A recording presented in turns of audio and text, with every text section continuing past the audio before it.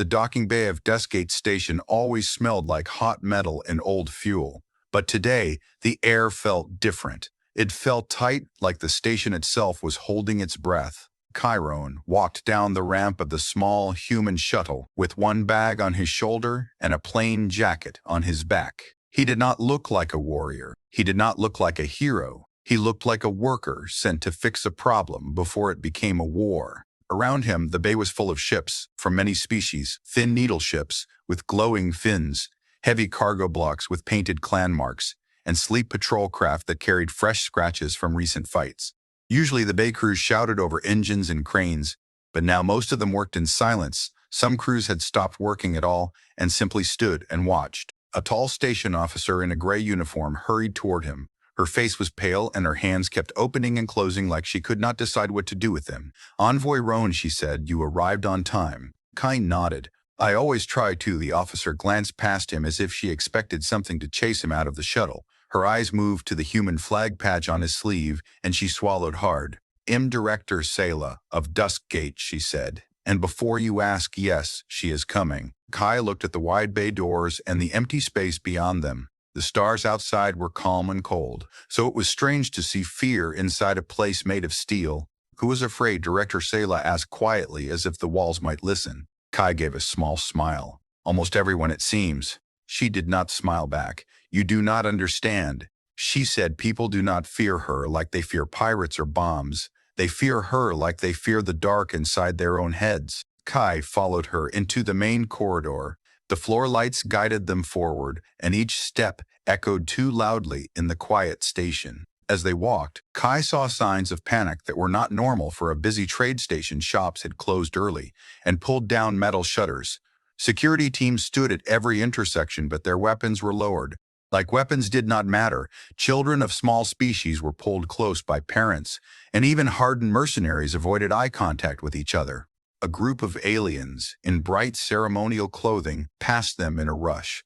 Their faces were painted for a welcome ritual, but their paint looked like a mask, trying to hide fear. Kai kept walking at an even pace. His face stayed calm, but his eyes took in everything he watched, where the guards stood and where the cameras turned, and he listened for the small sounds that betrayed trouble. The shake in a voice, the stumble in a footstep, the sudden quiet in a crowd. Director Sayla led him to a meeting chamber that overlooked the central docking ring. The room had a wide window and a long table, but the chairs were empty. "No council members," she said before Kai could ask. They refused to attend. They said they would watch from safe distance.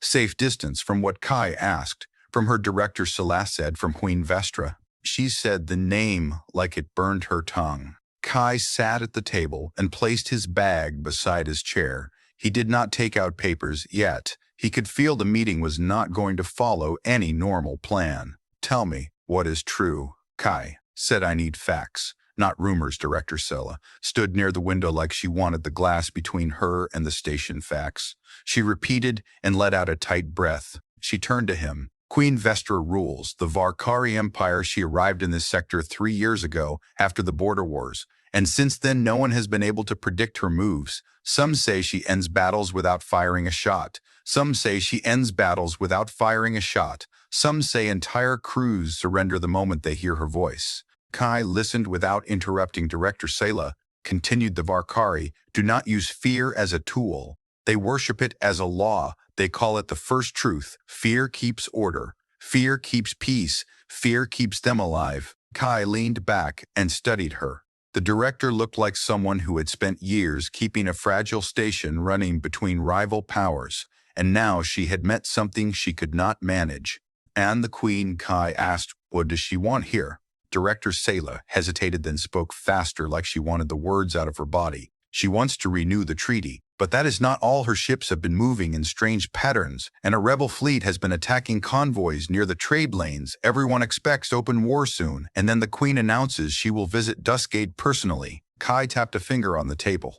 "Why is that a problem if she wants to renew the treaty?" "Because the station is full of diplomats and spies and mercenaries," Director Sayla said, "and because the last station she visited had a riot after she left. Half the crew begged for transfers, and 3 ambassadors resigned the next day." Kai looked at the empty chairs again. The kind of fear that made leaders run was the kind of fear that could start a war by accident. Director Sela stepped closer to the table and lowered her voice. Envoy Ron, you read your file. It says you served on the colony relief missions during the famine storms. It says you negotiated with raider clans without backup. It says you have a calm nature. Kai gave a small shrug. Calm is useful. It will not be enough, she said, and her eyes were almost pleading. Do what you came to do, but please do not provoke her.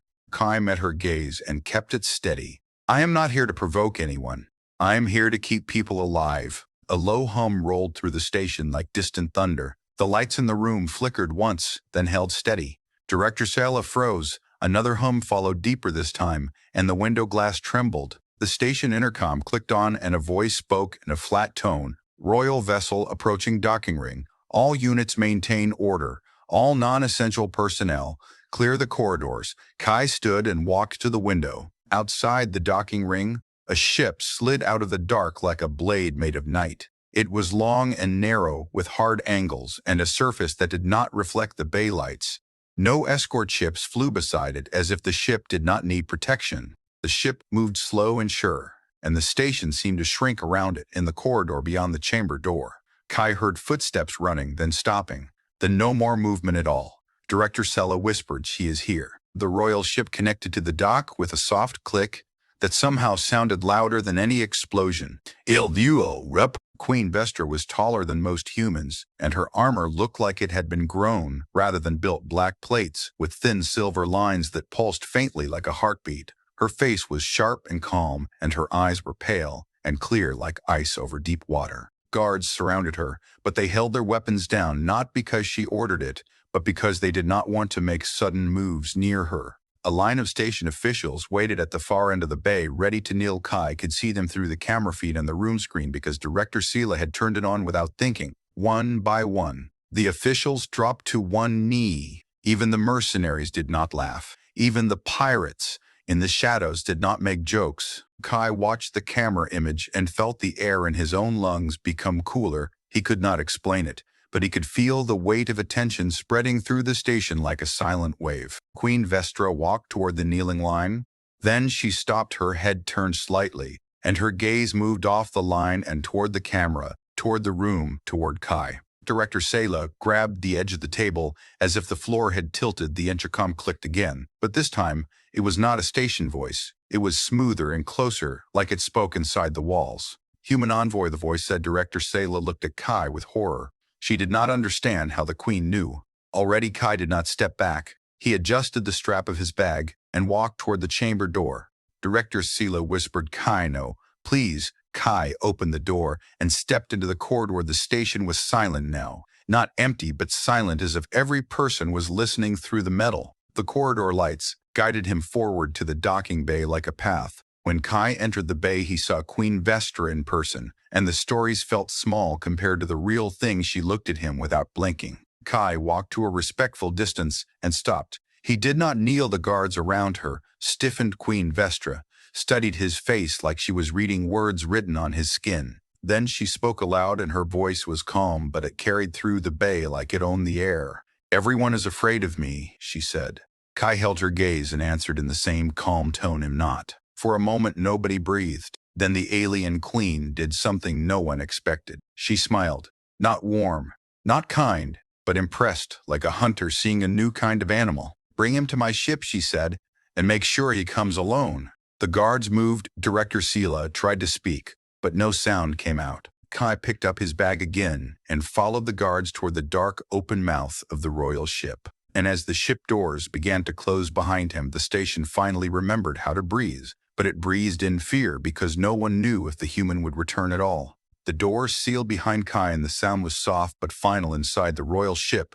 The air was cold and clean. Thin lines of light moved along the dark corridor walls. 4 guards walked with him, but no one spoke. Kai could hear his own steps and the beat of his heart. He kept his hands loose and his face calm. They stopped at a round door. It opened on its own. Kai stepped inside alone. The room looked like a throne room built around war screens. A tall black seat stood at the far end. Floating maps showed fleets in borders. The walls pulsed with faint light. Queen Vestra, waited near the seat. Her armor was black with thin silver lines.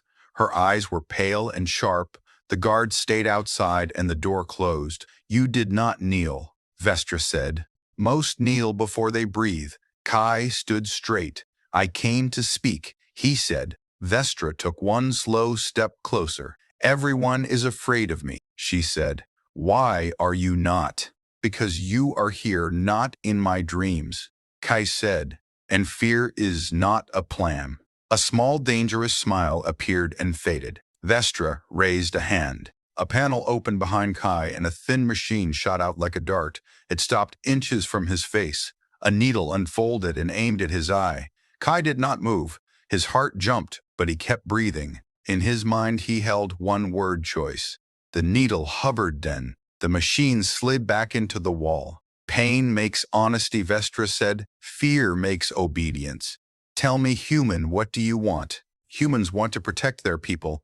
Kai said, we want to build. We want to keep promises, Vestra let out a quiet laugh. Promises are paper. Then she turned to a screen and touched it. The map shifted to trade routes near Duskgate.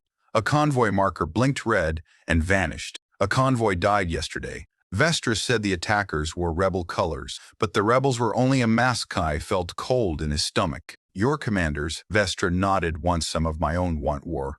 They use my name to scare others. Then they call me monster, so they look clean. Why bring me here? Kai asked. Because you did not kneel, Vestra said. I need someone who cannot be frightened into silence. What do you want me to do? Kai asked. Vestra changed the screen. A fleet symbol appeared like a claw mark. Ash Crown Rebel Fleet, Admiral Drayan. Tomorrow Ash Crown will strike a chain ship carrying food cells. Vestra said if it burns the sector, blames me. The treaty collapses, Duskgate becomes a battlefield. Kai pictured the station and the workers in hiding. Vestra watched his face as if she could see the station in his thoughts. Drayan will not start with guns. She said he will start with a story. He will call you my puppet and try to make you lose control in front of his cameras. If that fails, he will threaten Duskgate and offer a deal. Help him lure my fleet and he spares your people. Kai kept his voice steady. Then get me leverage. Vestra removed a small dark token shaped like a broken crown and placed it in his palm. Ash Crown follows an oath called the Ash Vow, she said. Challenged Drayan under that vow, and he must answer in public. Use their pride against them, and remember the worst enemy is often the one who needs war to hide his crimes. You want me to stop them, Kai said. Yes, Vestra said, without my ships. Without my fear. Kai exhaled slowly. Then I go in with words, and if you refuse, Vestra asked, then I accept that war comes faster. Kai said, but I will not be the reason it starts. Vestra watched him for a long moment. Then she gave a small nod. You will go alone, Vestra said. A shuttle and a translator drone, no weapons, 24 hours. Vestra leaned forward slightly. One truth before you leave, she said. What do you feel when you look at me? I feel pressure, Kai said, like a storm nearby, but I also feel loneliness. Like you carry fear for everyone, and no one carries it for you for one heartbeat. Something tired flickered in her eyes. Then her mask returned. Go, Vestra said. Succeed, and you return with peace. Fail, and you become a warning story. The door opened behind Kai. The guards led him to a small shuttle bay. A slim shuttle waited with its lights on. A round translator drone floated beside it and blinked green. Kai climbed in and strapped down. The bay doors opened to the stars. As the shuttle drifted out, the royal ship stayed behind. Like a dark moon, the drone spoke in a calm voice. Course set for Ash Crown rendezvous. Contact in 40 minutes. A signal cut through the speakers. Human envoy Cairo 1, a voice warned. Turn back. Ash Crown hates spies. Silence returned. The drone blinked amber. Kai gripped the token and kept going into the dark rendezvous ahead. The nav screen showed Ash Crown territory. Like a red bruise, Kai checked his empty hands. He had no weapon, only the vow token and his voice. The shuttle slid into Ash Crown space like a small fish entering deep water. Kai watched the nav screen as red warning lines appeared one after another. The translator drone floated near his shoulder and kept its voice calm, but its light blinked faster. Unknown fighters detected the drone, said multiple lock signals. Kai did not move his hands from the controls. He kept his breathing slow and steady, Open channel Kai, said a harsh voice, filled the cabin. Human turned back. Kai spoke clearly. This is Envoy Chiron from Duskgate. I am here to speak under the Ashval. There was a pause. Then a low laugh. Ashval, the voice said. You think words protect you here? The ship lights outside grew brighter. Small, fast craft surrounded the shuttle like wolves in a circle. Kai raised the dark token so the cabin camera could see it. I carry the broken crown token, Kai said. If Admiral Drayan follows the vow, he will hear me. Another pause. Then the voice returned. Dock at bay. 3 no weapons, no tricks. 1 wrong move, and we vent you into space. Kai answered. Understood. The shuttle drifted forward, and the rebel hangar opened like a mouth. Inside the bay crews waited in armored suits. Many carried weapons. Some had painted skull marks on their helmets. They stared at Kai with open hate, and with something else too.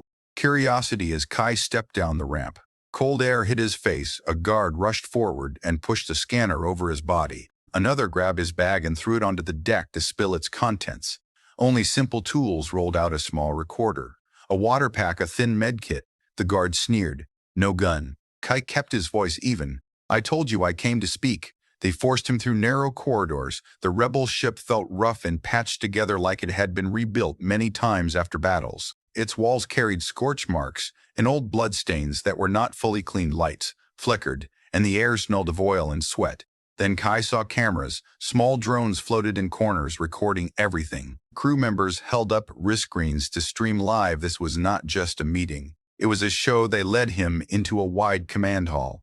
A crowd waited on metal steps above a central floor. In the center stood a tall chair made from welded ship parts, and in that chair sat Admiral Drayan. Drayan was large, even for his species, with thick arms and a scar across his mouth. He wore a coat with ash crown symbols stitched in red. His eyes were sharp and hungry, like he enjoyed danger. So the human arrives, Drayan said, loud enough for the whole hall. The pet of the feared queen. The crowd hissed and shouted. Some threw small bits of metal onto the floor like insults. Kai looked up at the crowd, then back to Drayan. He did not raise his voice. I came as an envoy, not a pet.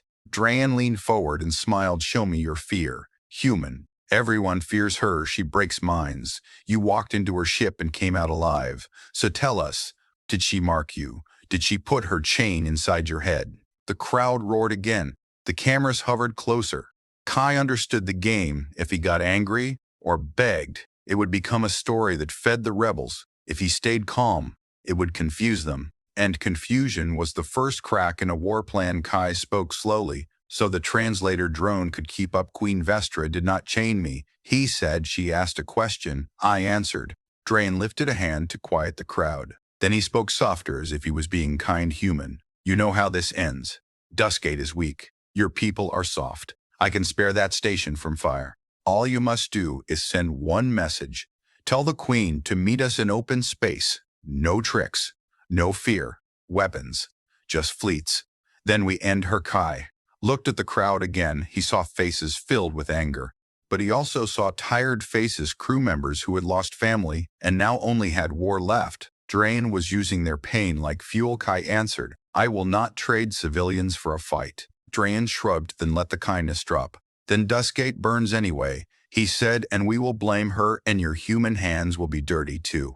Kai felt the pressure of time. Vestra had said 24 hours, but he knew the rebels might strike sooner. Just to prove control, he raised the token in his hand. I challenge you under the ash vow. Kai said, public command vote. You answer now in front of your crew. A ripple moved through the hall. The crowd shifted and the cameras tilted. This was old law among Ash Crown, a rule that meant even an admiral could be questioned. Drayan's eyes narrowed. You are not Ash Crown. I carry your token, Kai said, and your vow is your pride. If you break it, you break yourself for a moment. Drayan did not speak. Then he stood and stepped down from his chair. His boots hit the metal floor with heavy sounds. He walked close until his face was near Kai's. You are brave or stupid, Drayan, said. The crowd went quiet. Which is it? Kai kept his gaze steady. Neither, he said. I am careful. Drayan laughed and turned to the crowd. Fine, he shouted. The human wants a vote. Let him speak. Kai took one step forward so the crowd could see him clearly. He did not try to sound heroic. He used simple words. Ash Crown, he said. You say you fight the queen because she rules by fear. But ask yourselves who benefits. If war starts today, who gets more power, more credits, more ships? Murmurs spread. Drayan folded his arms. You think you can teach my crew politics? Kai continued. A convoy carrying food cells is moving in 8 hours. If it burns your enemies, we'll call you monsters, not heroes. And the queen will answer with force. Then your children will grow inside steel halls like this and never see peace. Someone in the crowd shouted. Liar. Kai lifted his recorder. I came with proof, he said, and he looked at Drayan. You are hiding something. Drayan's smile slipped just a little. The smallest crack. Kai saw it and pushed harder. Your raids are not just raids, he said. You are working with pirates. The hall erupted. Pirates were hated even by rebels, because pirates killed without cause. Pirates did not care about freedom. Drayan roared enough. He stepped forward and raised a fist like he might strike. Kai. Kai did not move. Instead, he pointed to the floating cameras. If you hit me, you prove you fear words, Kai said. And if you fear words, you are not fit to lead the crowd. Went silent again. Drayan's fist stayed in the air, then lowered slowly. Kai turned to the translator. Drone, play the signal log. Kai said. The drone projected a short audio clip. A rough pirate voice spoke about payment routes and convoy timing. Then a second voice answered, a voice that matched. Drayan. The crowd froze, then anger turned toward the admiral like a storm turning on its own eye. Drayan's face hardened. He lunged for the drone to smash it. Kai moved fast. He stepped into Drayan's path and shoved the drone behind him. A guard raised a weapon. Another guard grabbed Kai's arm. Kai shouted to the crowd, vote now. If you follow the ash vow, you decide who leads. For a moment, nobody moved. Then an older crew captain climbed down from the steps. Her hands shook, but her voice was strong. Ash Crown, she said. We swore the vow to stop tyrants, not to become them. More crew members stepped forward. They surrounded Drayan, not with weapons first, but with bodies. Drayan looked around and realized the hall no longer belonged to him. His eyes snapped to Kai. You think this stops the war, he hissed. You have no idea what is coming. Kai's grip tightened on the broken crown token. Tell me then, Kai said, what is coming. Drayan smiled again, but now it was ugly. He leaned close and whispered so. Only Kai could hear. The hush engine is waking. Kai felt a chill run through his spine. He had never heard those words before, but the way Drayan said them made it sound like a nightmare with a name. Then alarms began to scream, and on the main screen behind the crowd, a new message flashed. Convoy route changed, intercept imminent. Kai looked up. 8 hours had just become minutes.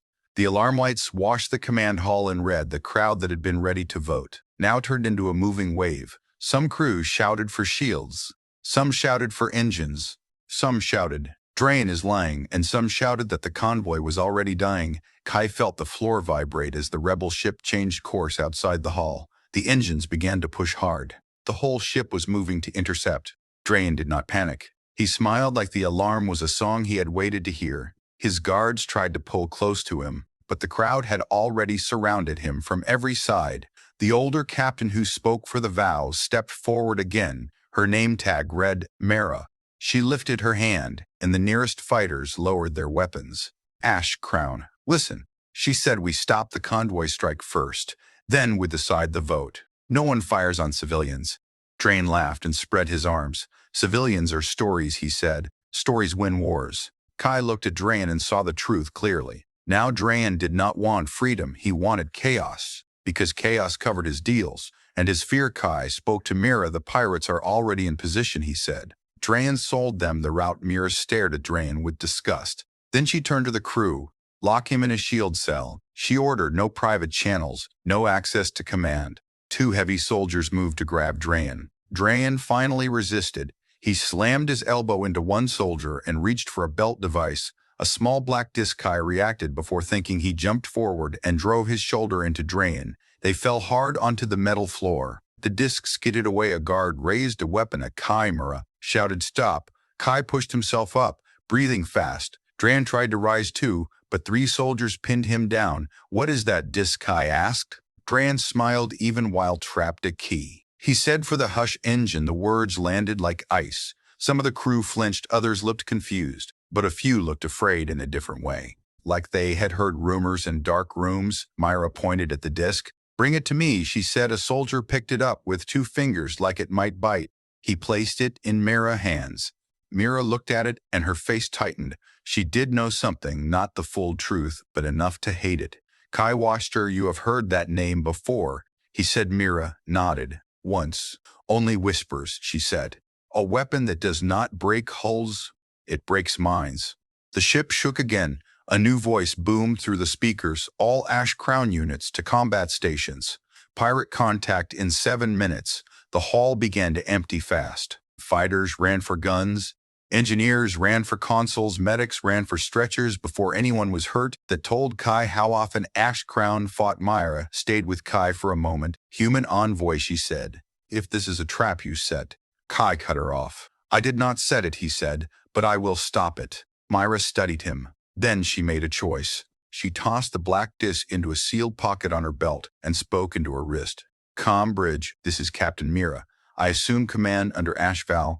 Protocol Admiral Drain is removed pending vote. All crews obey the vow. No civilian targets. Repeat, no civilian targets." A rough chorus of voices answered across the ship. Some confused, some angry, but many relieved. Kai followed Myra toward the bridge. Corridors flashed with red lights. Crew members ran past him, with helmets on the air, smelled like heated circuits on the bridge. A wide screen showed the convoy path, 3 chain ships carrying food cells, slow and heavy, and far ahead of them, hidden among drifting rocks, pirate ships. Waiting, Myra stepped to the main console and slammed her hand down. "Open broadcast to all Ash Crown channels." She said. A tech hesitated. The crew still feared the politics. Myra leaned close. "Open it now," she said, "or we die as liars." The channel opened. Myra spoke to the entire rebel fleet. "Ash Crown, this is Captain Myra. We do not burn civilians. We stop the pirates, and we stop Drain. Anyone who fires on the convoy breaks the vow and becomes our enemy." The bridge went quiet as her words spread. Kai leaned toward the map. "How long until contact?" he asked. 5 minutes, the drone tech said. Kai watched the pirate icons. They were already moving fast, sharp, like teeth closing. Kai turned to Myra. "We need proof for the crew and for the sector," he said. "If people believe the rebels attacked, they will still blame Vestra. War will still start." Myra clenched her jaw. How Kai lifted his small recorder that survived the bag search. He held it out. "Stream Drain voice and the pirate log," he said. "Send it to Duskgate and to every public channel." Myra looked at the tech. "Do it." Signals flew out like sparks. Then the pirates hit. 3 pirate ships burst from the rocks. Their weapons flared. Not heavy cannons, but fast-cutting beams meant to slice engines and leave ships drifting. The first chain ship took a hit, and its engine glow flickered.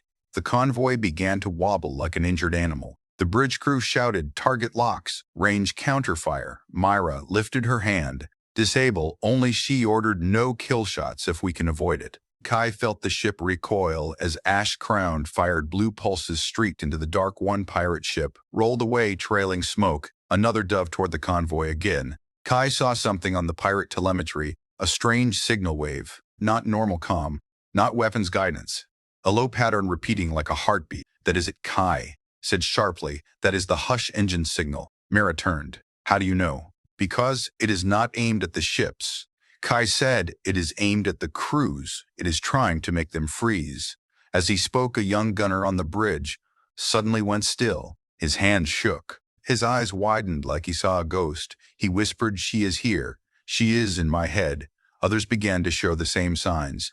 Not everyone, but enough to scare the rest. Myra grabbed the young gunner's shoulders. "Focus on me," she said. "Look at my face. Breathe." Kai moved fast to a side panel. He plugged the recorder into the ship system, using a simple adapter from his kit. The tech stared at him. "What are you doing, making noise?" Kai said. "Human noise." He played. A harsh audio burst through the internal speakers. Not music, not words, a random pattern that changed every second. It filled the bridge like a storm of sound. The freezing stopped. The young gunner blinked and looked around confused. His hand steadied again. Myra exhaled hard. "It disrupted it," she said. It gives their minds something else to hold. Kai said fear needs silence. Mira nodded once. Then, she roared orders jam. That signal hit pirate relay nodes, cut their wave source ash. Crown gunners adjusted fire this time. They did not aim at hull plates, they aimed at small glowing pods on the pirate ships.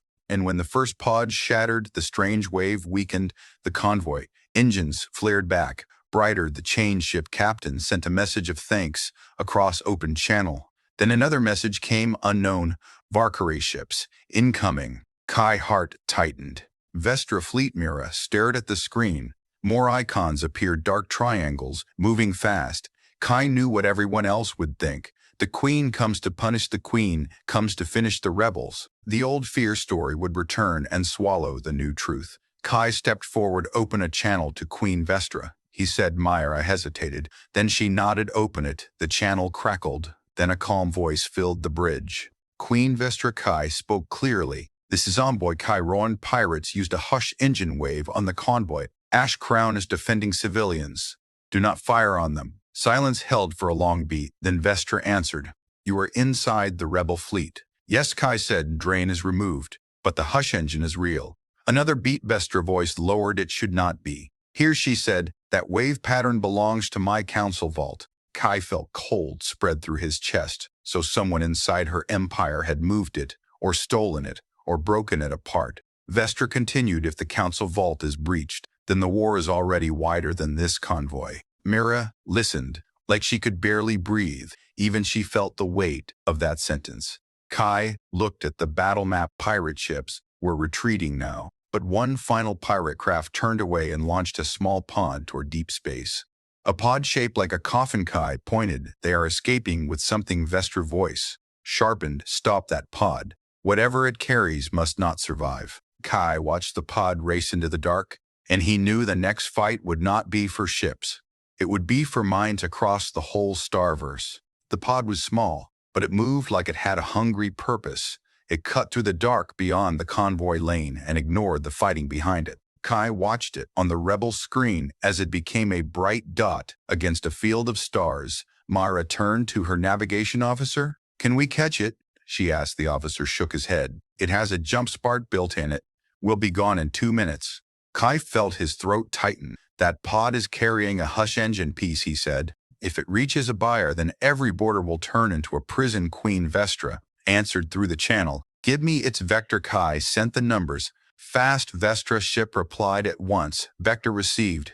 Then her fleet did something the rebels had never seen. The dark Valkyrie ships did not aim guns at Ash Crown. They aimed at space itself. A thin line of light formed ahead of the pod like a wall made of cold fire. The pod slammed into it. It did not explode. It stopped, as if the universe had decided that part of space was no longer allowed to move. Mira stared. What was that? Vestra voice stayed calm. A gravity lace. Old tech, do not ask for it. Kai exhaled slowly. The pod drifted, now trapped in the lace like an insect in a web. Mira spoke quickly. We will board and seize it. Vestra cut. No. Only the human will board alone. Mira looked at Kai. That is insane. Kai understood why Vestra said it. If any Ash Crown crew touched the pod, then the sector would believe rebels stole a superweapon. If any Valkyrie touched it, then rebels would believe the queen planted it. But if a human took it, then the story could change. Kai nodded. I will go. A small human shuttle launched from the Valkyrie side and met Kai at a quiet transfer point. Mira wanted to send guards, but Kai refused. She gave him only one thing. The broken crown token back in his hand. For luck, she said, and for truth. Kai moved into the small shuttle. The translator drone floated with him again outside the window. The pod waited, trapped in the gravity lace. It looked like a coffin, with no markings. Kai opened the pod hatch carefully. Inside he found a sealed case, dark metal. No symbols, but it pulsed faintly like a sleeping heart. The drone scanned it. Unknown device. Mind wave. Core fragment. Danger. Kai did not touch the case with bare skin. He used his gloves and placed it in a lockbox on the shuttle floor. Then he sealed it and sat back. As the shuttle turned toward Vestra flagship, Kai felt the pressure again. Not fear exactly. More like standing too close to deep water. When he arrived, Vestra met him in a private room. No guards close, only a screen wall and the cold light lines in the floor. Kai placed the lockbox on a table. Vestra looked at it, then looked at him. This fragment should be inside my council vault. She said only 3 codes can open that vault mine, and 2 council elders. Kai understood. So one of them is moving it or selling it or building more. Vestra stepped closer.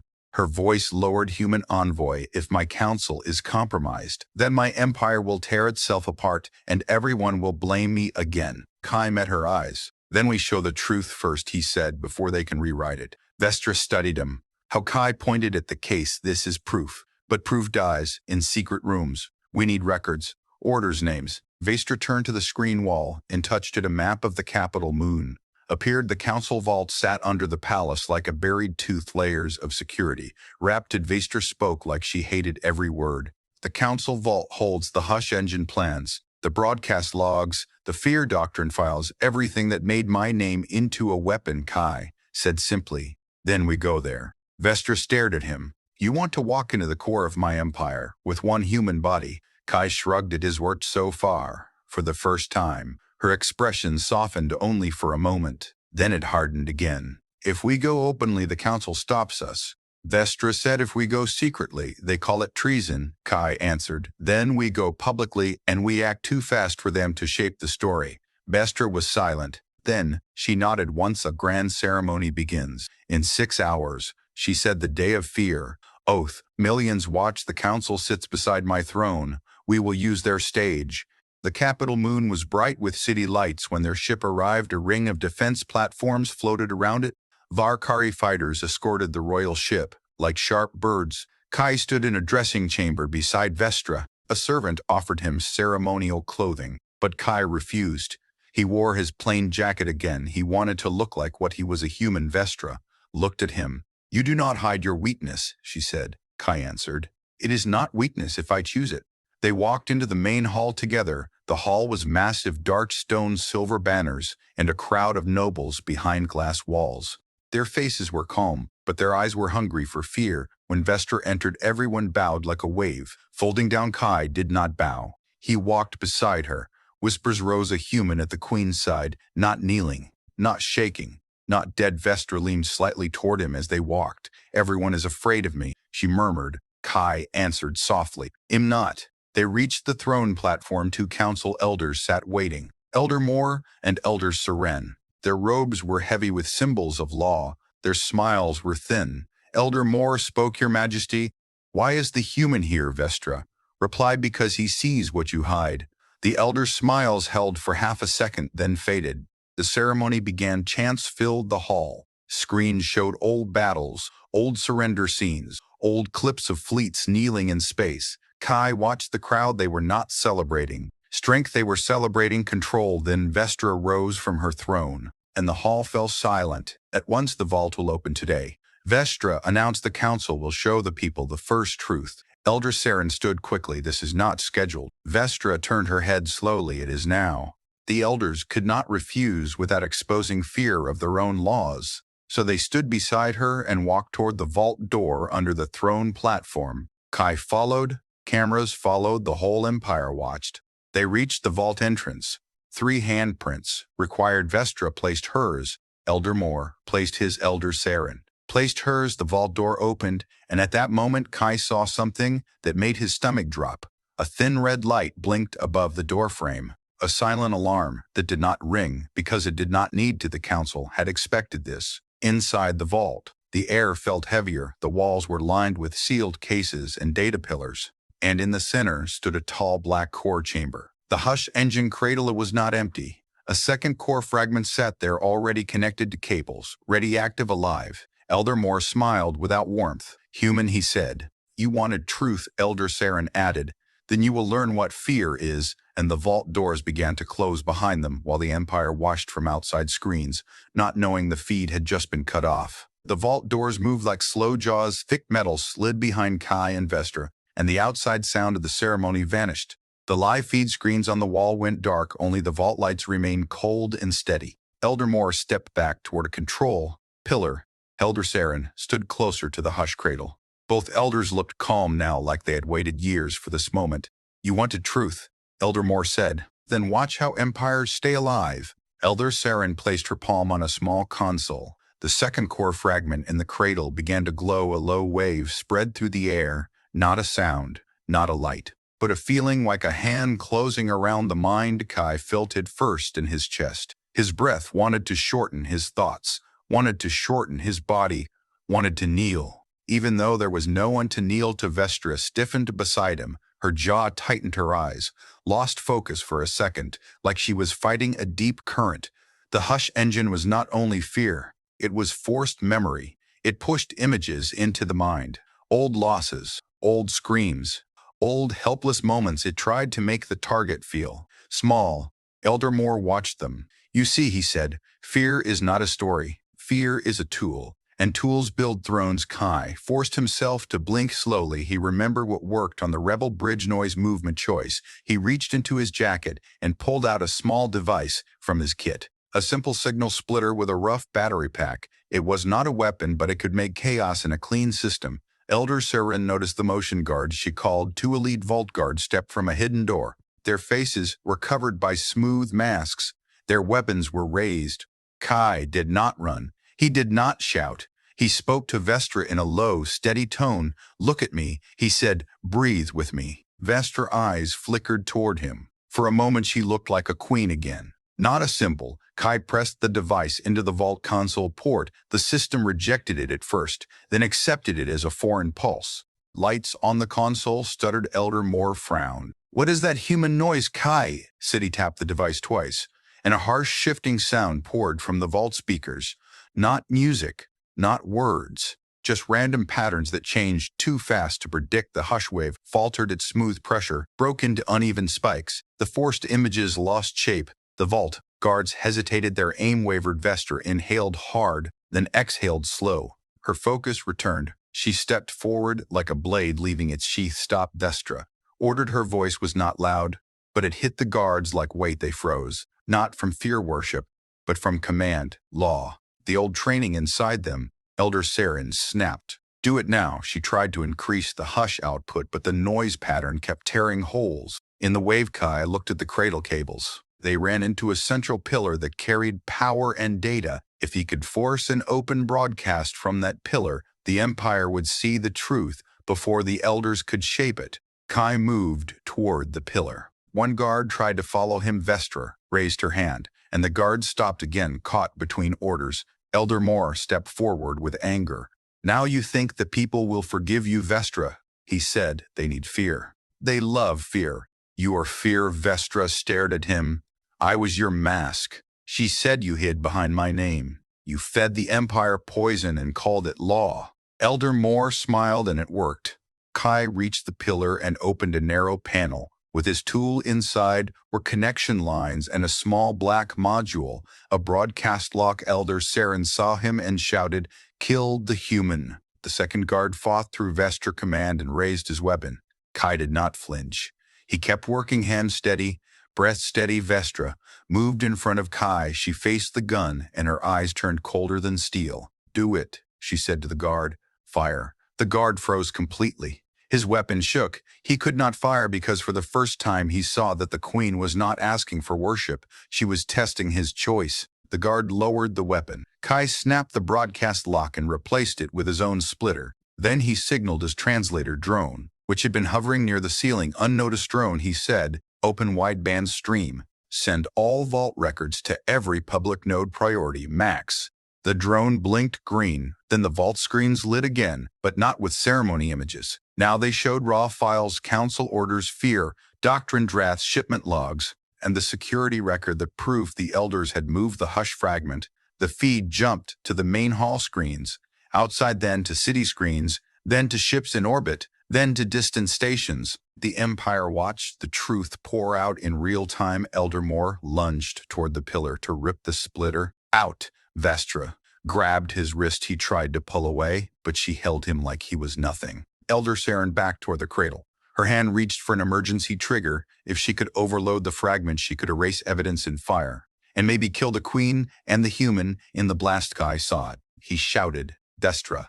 The trigger. Vestra released more and moved fast. She crossed the vault in 3 steps. Her armor lines flared. She slammed her palm on the cradle console and locked it. Elder Saren hissed. You cannot stop it forever. Kai looked at the glowing fragment. The hush wave was rising again, fighting through the noise. The system wanted to complete its command. We do not stop it forever. Kai said, we end it now. Vestra looked at him. How Kai pointed upward to the ceiling hatch. There was a vent tunnel that led to outer space channels. He remembered the gravity lace outside, and he remembered that Vestra fleet could shape space. Push it out, Kai said. Throw the fragment into open space, then lace it, then break it. Vestra nodded once she touched her wrist. Complete lace pattern. Now she said, Vault Vent Channel 7.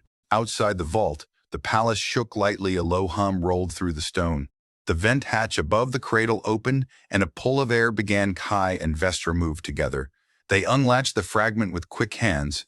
It was heavier than it looked like. It carried weight beyond metal. The hush wave tried one last time to grab their minds. Kai felt fear rise in him like a dark tide. He did not deny it. He named it then. Let it pass.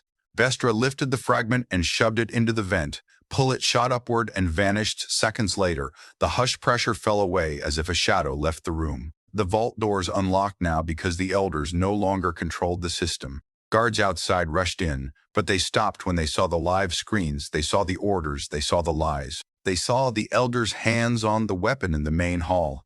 The crowd did not know how to breathe. The fear story had cracked. Vestra walked out with Kai at her side. She did not threaten. She did not demand worship. She spoke to the Empire simple and clear. I will not rule by fear anymore. She said, the council used me. They will answer for it, and every fleet will stand down for one day. We will choose a new path by vote. Some people cried. Some shouted. Some stayed silent, but no one could pretend they had not seen the truth in orbit.